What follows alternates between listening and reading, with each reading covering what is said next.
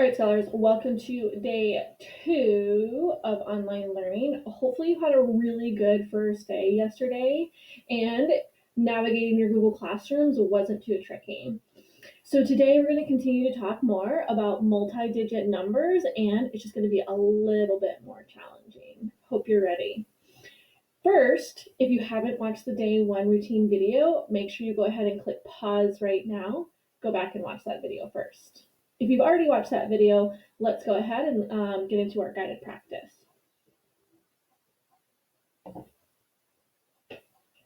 So your guided practice should look just like this.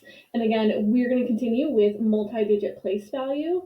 And I've already collected all of my materials for today. So I have my pen, I have my piece of paper, and I have all of my workspace ready. And I'm actually going to be using the same paper that I used yesterday. I think it's really, really important that we save on all of the paper that we might have and use as much of it as we possibly can.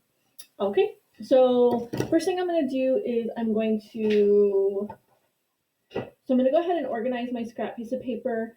I like to have mine in 2 columns, so I'm going to make sure that I have a line in the middle of my piece of paper, so then that way I can go ahead and get started for today. Today's date is March 31st, 2020, and I'm also going to put my name on my piece of paper. And today is lesson 2 on multi-digit numbers. Awesome. Cool. Our paper should be ready to go. I'm just going to give you a couple more seconds to get that filled out.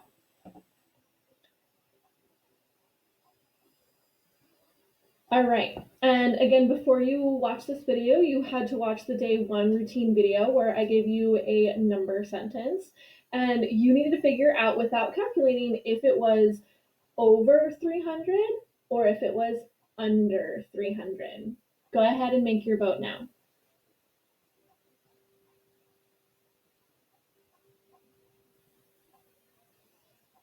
Okay, now that you have selected your answer for over or under 300, we're going to get into another story problem. Say, so cool! All right. I don't know about you guys, but I really miss going out and having lunch with all of my friends. Who else does? Yeah, I bet there's so many of you who really miss having lunch with all of your friends, especially at school. So today in our story problem, we're going to go back and pretend like we are having lunch with all of our friends. And I want you to choose your favorite meal day of the week. I'm sure a lot of you are going to say pizza day, maybe even nacho day. Honestly, my favorite day is corn dog. So I'm going to pretend like I am having lunch with all of my friends today, and it is corn dog day. So the cafeteria was preparing lunches, and they prepared 526 lunches. Well, in the first lunch, they served 149 lunches, and in the second lunch, they served 273 lunches. So we want to know today, how many lunches does the cafeteria have left? I'm going to give you about 30 to 40 seconds to read it on your own. Go ahead.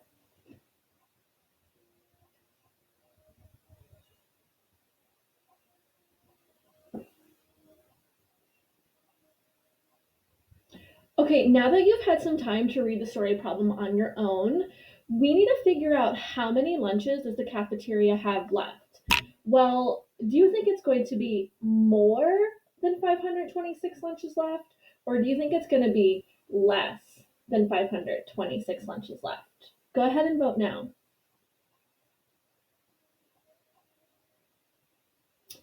Well, if you were thinking that it was going to be less than 526 lunches that are left, you're right. High five. So just like yesterday's story problem, they're serving lunches. And if we know that they're serving lunches, we know that those scholars are eating those lunches at the cafeteria. So if they're serving them, we know that those lunches are getting smaller. Now that your brain is starting to think about the story problem, I'm going to give you actually 1 extra minute than yesterday. So today, I'm going to give you 6 minutes to solve the story problem on your own. Go ahead and go to work.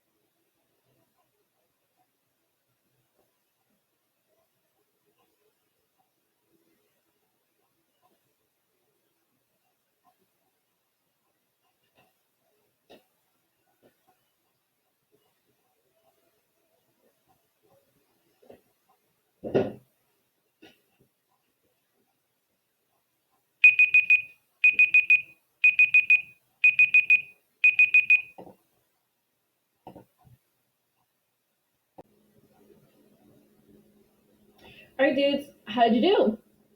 A little bit spicier than yesterday's story problem, right? But I know you did an amazing job. So let's go ahead and compare and contrast our work just like we did yesterday. You were thinking about what is the same or what is different about your strategy and my strategy. And another thing that I want you to do today is if you notice that you did not get the correct answer, and that's totally okay, I want you to look at your strategy and see if you can find your mistake. I think that's a really, really great way for you to consider how you can be more successful for tomorrow's story problem. All right, so let's go ahead and dive into our strategies. So just like yesterday, I was thinking I was going to also need a subtraction strategy to help me figure out how many lunches they had left. And again, I know that subtraction can be really, really tricky, so I always go back to drawing myself a picture. So in my picture, I started with 529 lunches, and you can see that I have 1, 2, 3, 4, 5 hundreds blocks, 2 10 sticks, 10, 20, and then 1, 2, 3, 4, 5, 6 ones. So there's my 526 lunches. I knew I was going to be taking away the lunches that they were serving. So the first lunch, they served 149 lunches. So I decided to take away 149 lunches from 526 lunches. So I knew I can cross out 100's block, and then I knew I could also cross out 2 10 sticks. But I need to take away 4 10 sticks because that's the same as 40. That's the same as, that's right, 4 10 sticks is the same as 40. Well, I only have 2. So I went to a 100s block, and what did I have to do? You got it right. I had to regroup. We had to regroup. Remember, regrouping means that we change it into a different unit. We change it into a different unit, and that different unit is equal to what we changed it to. So we're going to need 10 10 sticks. We're going to need, that's right, 10 10 sticks, because 10 10 sticks is the same as 100. So you can tell that in my picture, I drew my 10 10 sticks below. 1, 2, 3, 4, 5, 6, 7, 8, 9, 10. 10 10 sticks. I took away 2 over here, which made 20, but I needed to take away 40. So I took away 2 more 10 sticks right over here. Okay, so now I've taken away 140 from 526, but I need to take away 149. So I went to my ones. That's right, I had to go to my ones. So I went to my ones place, and then I said 1, 2, 3, 4, 5, 6. Oh no, I didn't have enough ones. So I had to regroup. That's right, regroup. So you can tell we might have to do that a lot in subtraction. I went to my 10 stick, I regrouped it into 10 ones, into 10 ones, that's right. Because 10 ones is what to 1 10 stick? That's right, it's equivalent. Nice job. 1, 2, 3, 4, 5, 6. I needed to take away 9. So I went over to my ones and I took away 3 more. 1, 2, 3. Well, I finally took away 149 from 526. But was I done? You're right, I was not done. I wasn't done because the story problem said that they served a second lunch, and that second lunch that they served was 273 lunches. So I also had to take away 273. I continued to go to my hundreds blocks, 100, 200. Easy peasy.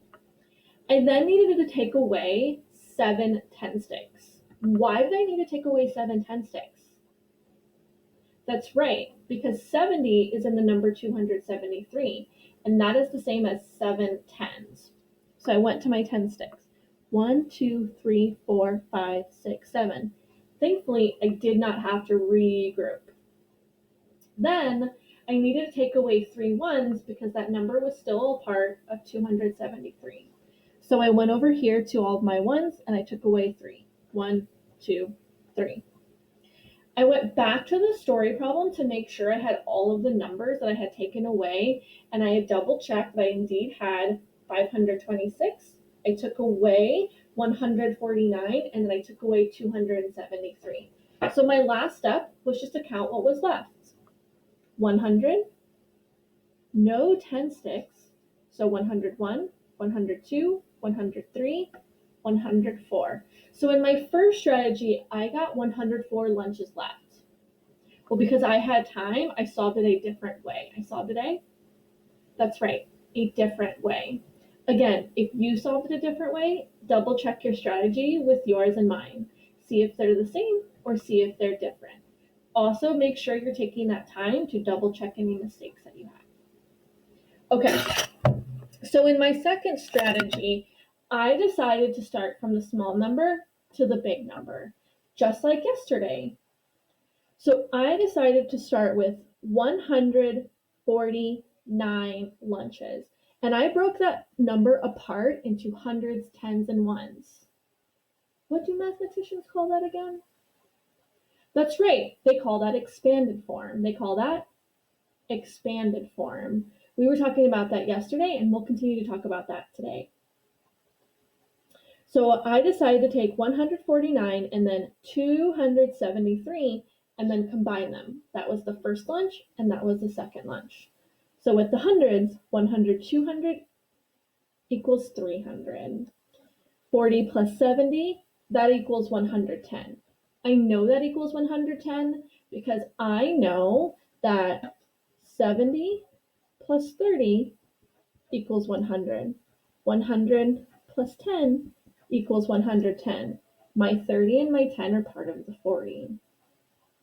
Then I added my ones. 9 plus 3 equals 12. I am all done with adding 149 and 273. So I combined the first lunch and the second lunch. When I decided to add all of these values here at the end, I actually added it a different way, and I want you to notice how I added. I lined up all of my numbers so that they're showing all of the ones place, the tens place, and the hundreds place. Then I knew that 0, 1, 0 ones, and 2 ones just makes 2 ones. 0 tens, 1 10, and 1 10 makes 2 tens. 300 plus 100 makes 400. This was a really quick way for me to add all of my hundreds, tens, and even my ones, since I noticed that all of the other places had zeros, which are friendly numbers. Well, I ended at 422. I knew I wasn't done because I still need to get to the big number. I still need to get to that's right, the big number. What was the big number again? That's right, the big number was 526 lunches, which is what they had prepared at the beginning. So I started with 422 and then I added 8. When I add 8, that makes 430. That also got me to a friendly number. That got me to that's right, a friendly number. Then I continued on from 430 plus 70, that makes 500. Since I needed to get to 526, I also knew that I did not need to add the 6 at the end. I could just keep it with the 26 to make 526. I noticed that there were zeros in this ones place and tens place. That made it much easier for me to add them together. The last thing I needed to do was to add all of the numbers in the middle. I did the same thing, but continue to adding the tens and the ones because I know that mathematicians call that expanded form and they are friendly numbers to work with. 70 plus 20 equals 90. 8 plus 6 equals 14. I knew that 8 plus 6 equals 14 because I knew that 6 plus 4 makes 10. 10 plus 4 makes 14. And the two 4s were part of the 8. Then all I had was 90 and 14 to add at the end. 90 plus 14 equals 104. That's the same answer that I got in my subtraction strategy. Since I solved it a different way, I noticed that my answers were correct, so that must be the correct answer. What about you? Did you get the correct answer? Nice job. If you did, go ahead and get yourself a pat on the back. Way to go, guys. I know this one was, again, a little spicier than yesterday, but hopefully you did an amazing job. All right. I went ahead and wrote my answer as in a complete sentence. The cafeteria has 104 lunches left. Because I did two strategies, I showed two number sentences to match my work. The first number sentence was 526 minus 149 minus 273 equals 104. My second number sentence to match my work was actually using addition. I started with the smallest number, which is 149 plus 273. Then I continued to add until I got to 526, which was 104. All of that made 526 lunches. Nice job, scholars. All right, I'm going to go ahead and reorganize myself. I'm going to get a new scrap piece of paper. If you need to do the same, go ahead and do so. I'm going to give you a couple of seconds. Okay, guys, I have my new scrap piece of paper with me, and I'm going to go ahead and type in my answer now. We were able to investigate and conclude that there were 104 lunches left. So again, just type it in as a number. You do not have to write the word lunches. Now let's go ahead and continue to talk more about base 10 and expanded form. Who remembers what base 10 form is? Awesome. I'm so glad that so many of you remember. Base 10 means written form. Base 10 means? That's right, written form. And then who remembers what expanded form means? Awesome. Expanded form means when you expand the value. When you expand that's right, the value. When you expand the value of each digit. Of each? That's right, digit. Now the last thing I want to review is what's a digit? Who remembers what all the digits are? That's right. The digits are 0, 1, 2, 3, 4, 5, 6, 7, 8, and 9. Those are all of the digits that when combined can create a value in different numbers. So today we're going to continue to talk about base 10 form and expanded form, but this time the numbers are going to be much larger. All right, I'm going to go back to my scrap piece of paper and continuing to stay organized. I have my two columns. And then the first question that we already did together was the story problem. So now we're on question number 2. All right, there we go. Now we can see. Perfect. All right, so we are on question number 2 now. Question number 2 says, how do you write, ooh, that's a big number, 12,409 in base 10 form? Go ahead and read that problem to yourself, and I want you to say that number 2 times. How many times? That's right, 2 times. I'm going to say that number one more time for you to practice. 12,409. Go ahead and say it 2 times.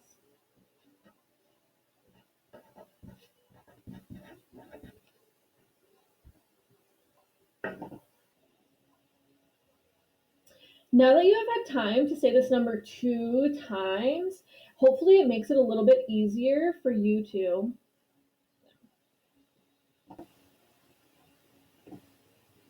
Now that you've said that number to yourself 2 times, go ahead and write it on your piece of paper. We're now going to go ahead and write it in base 10 form. In base 10 form. Base 10 form, again, is written form. And written form is the value of each digit. That's right, the value of each digit. And we're going to write that in words. Awesome, we're going to write it in words.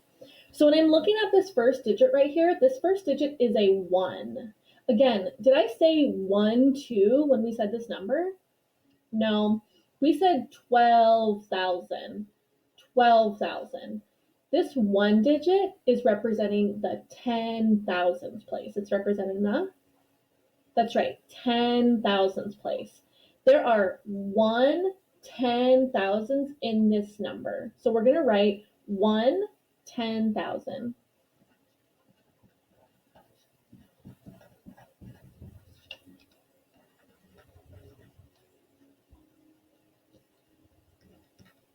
Plus. So we're going to continue to write it in a number sentence, but still using words. The second digit is a 2. That's right, the second digit is a 2. This 2 represents the 1,000th place. It represents that's right, the 1,000th place. So we're now going to write 2,000s.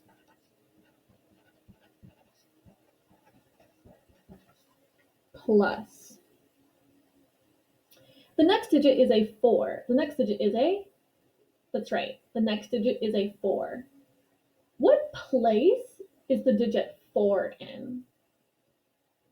If you said the hundreds place, you're right. This is the hundreds place. This is the hundreds place. So we're going to write 400.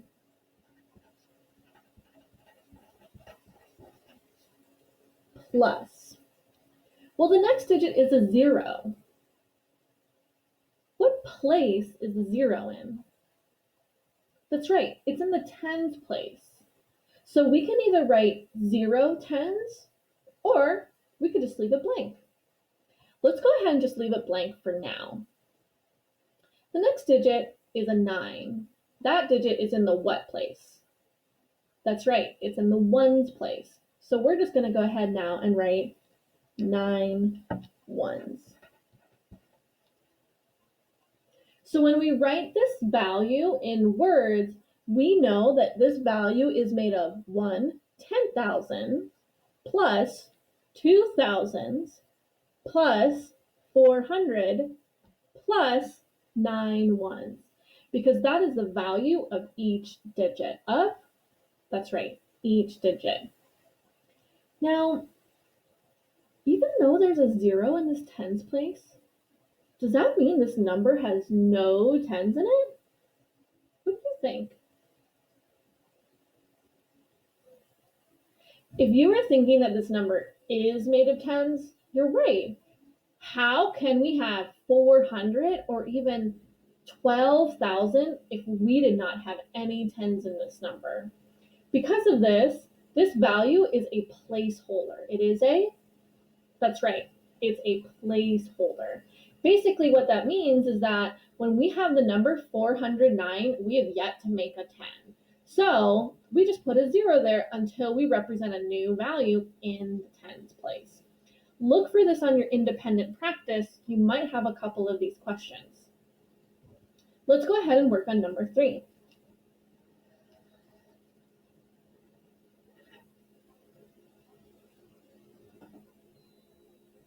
Number 3 says, how do you write 12,409 in expanded form? Go ahead and read the question to yourself and say that number to yourself 2 times. How many times? That's right, 2 times.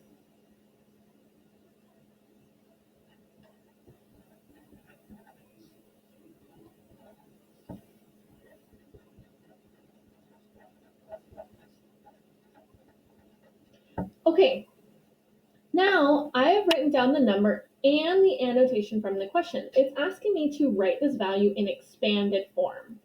I went ahead and wrote down the value and what it is that I'm needing to do with this value.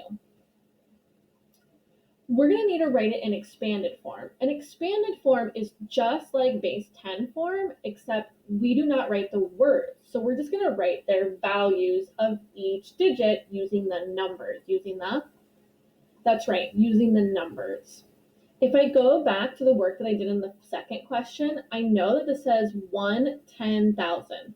So the first digit is representing 10,000.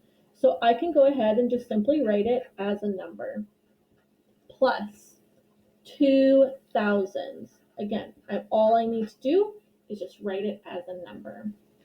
Plus 400. Plus 9. All of that equals,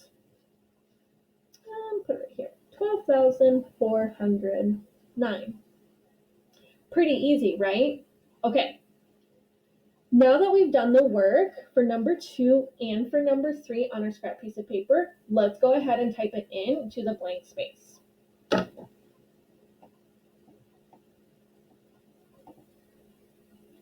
Okay, so how do you write 12,409 in base 10 form? Remember, that is when I wrote it in words. So 1/10,000 plus 2,000 plus 400 plus 9 ones. We don't have to write what it all equals to. This works just fine. I'm going to give you a few more seconds to go ahead and type that out.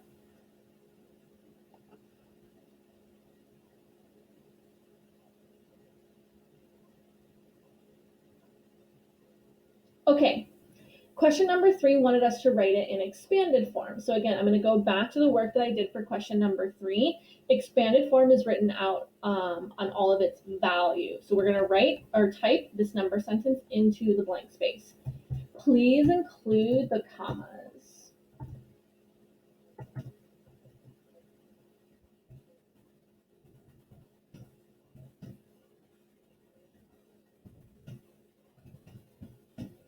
And for this question, you do need to type what it is all equal to, because again, that is how we wrote it on our scrap piece of paper.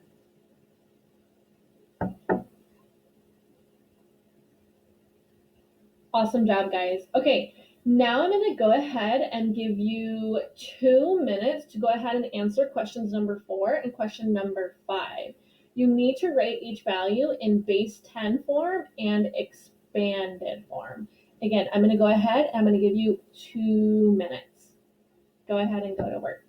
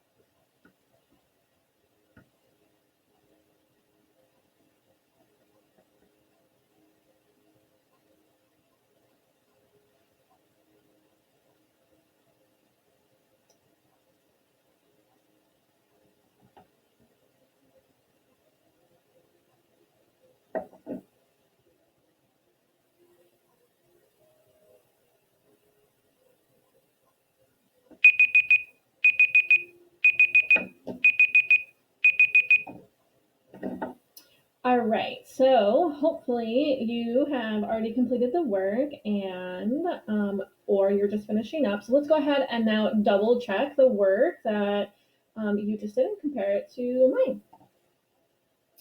Okay, so we're working on questions number 4 and question number 5, and it asked us to write down 10,249 in base 10 form.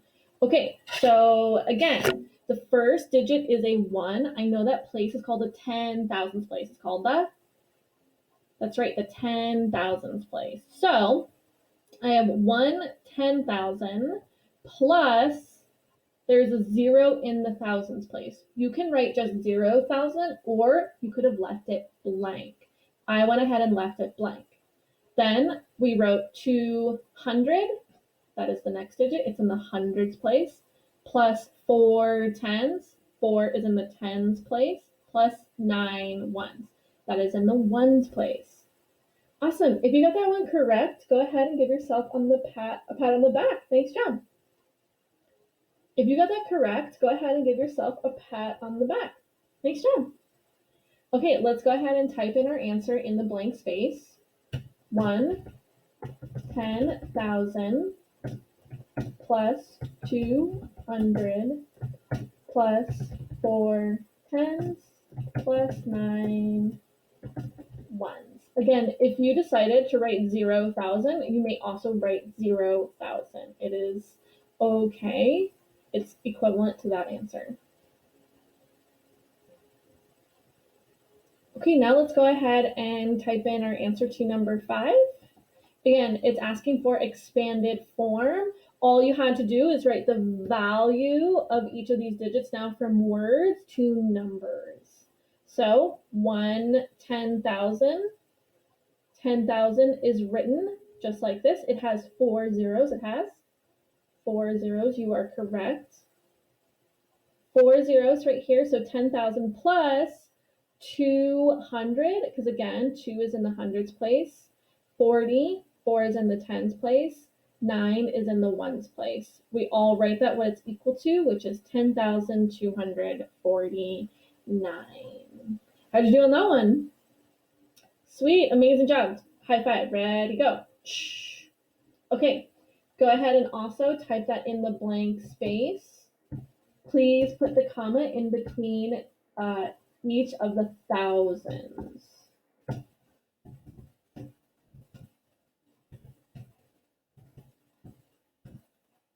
Again, we need to type what it is all equal to.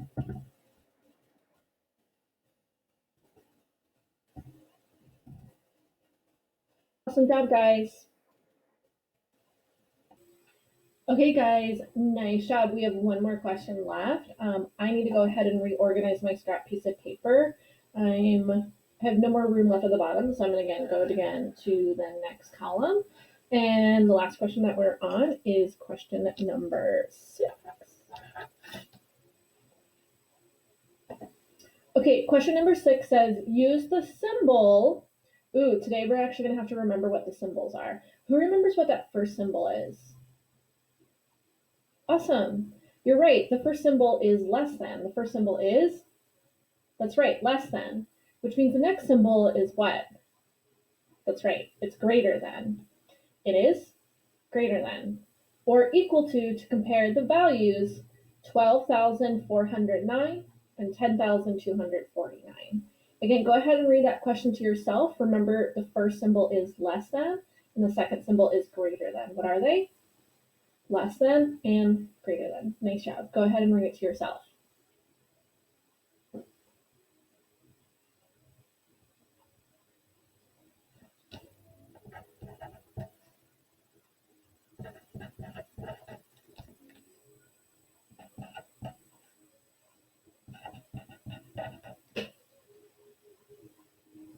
Okay, go ahead and write these two numbers down on your scrap piece of paper, and I want you to write them exactly like this. I want you to write them where they're separated and you have a space in the middle. The space in the middle is where your symbol is going to go.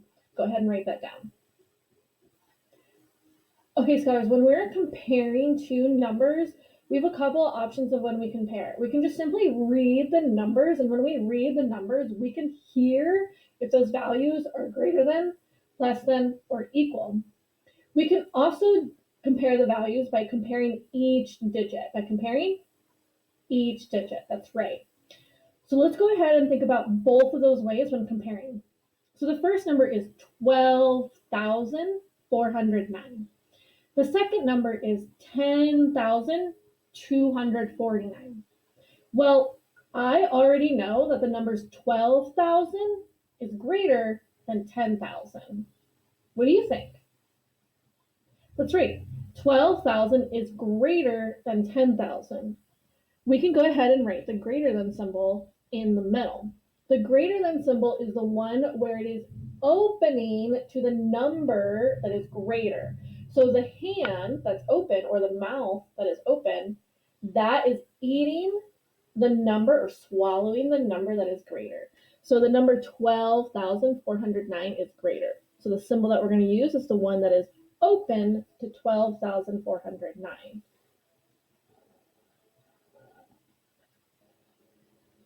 Now we're going to go ahead and type our answer in the blank space.